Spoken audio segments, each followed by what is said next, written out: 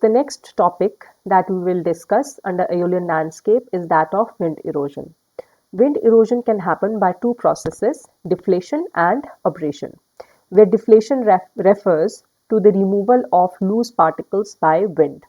These loose particles can be that of sand, silt, or clay.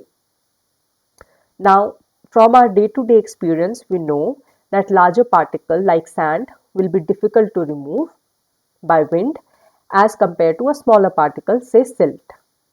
So smaller sedimentary particles, they are more susceptible to wind erosion, say smaller than 100 micrometer. However, clay on the other hand, which is although smaller, would require more energy to be removed by wind. Why is that? There is some additional force that is acting between two clay particles. That is the force of cohesion. Another process of wind erosion is called abrasion, also known as natural sand blasting. Now, as the wind carries finer silt and clay particles with it, these silt and clay particles, they become the tools of wind erosion as they strike a bedrock, a valley flank that is made out of rock or a rock outcrop.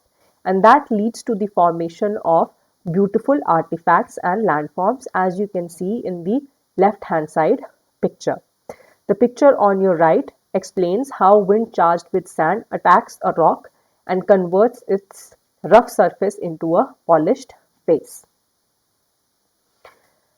Can you think or can you tell me that where the process of abrasion will be highest for a rock outcrop? Do write it in your notebooks. Also, have a look at this picture, which is taken somewhere in UP. Can you tell me what process of erosion do you see dominant in this picture? Is it deflation or is it abrasion?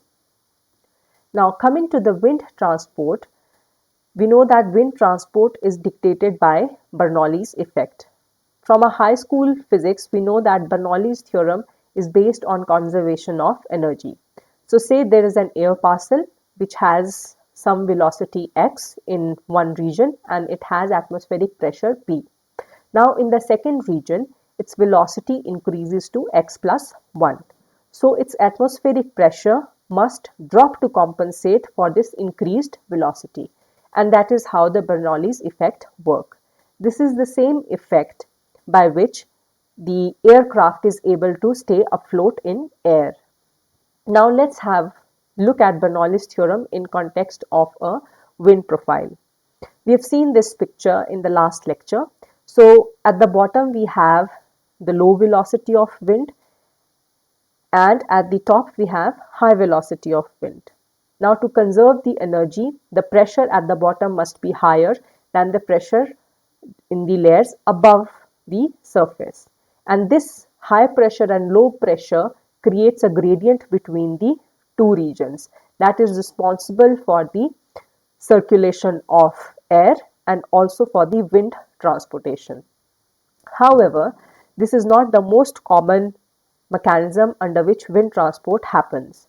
A more common mechanism is by local bombardment of particles which are already in air. So sand and silt particles which are already in motion, they will strike at the stationary particles on the ground and they will set these particles in motion too. So that is how the most of the particles will be transported by wind. Now there are four processes through which this transportation can happen, either saltation, reptation, suspension or creep. Saltation, similar to the fluvial processes, refers to the bouncy movement of the sand particles. So there is summer salting of the sand particles. Reptation is something when a particle which is moving by saltation strikes a stationary particle and that leads to movement of the stationary particles in random direction, something similar to rain splash process. Whereas suspension refers to the holding of finer silt and clay sized particles in air. Creep process dominates for larger particles of sand or larger than sand, where the motion is uh, along the surface in form of a drag. The dividing line between saltation and suspension is generally kept at 100 micrometers of diameter.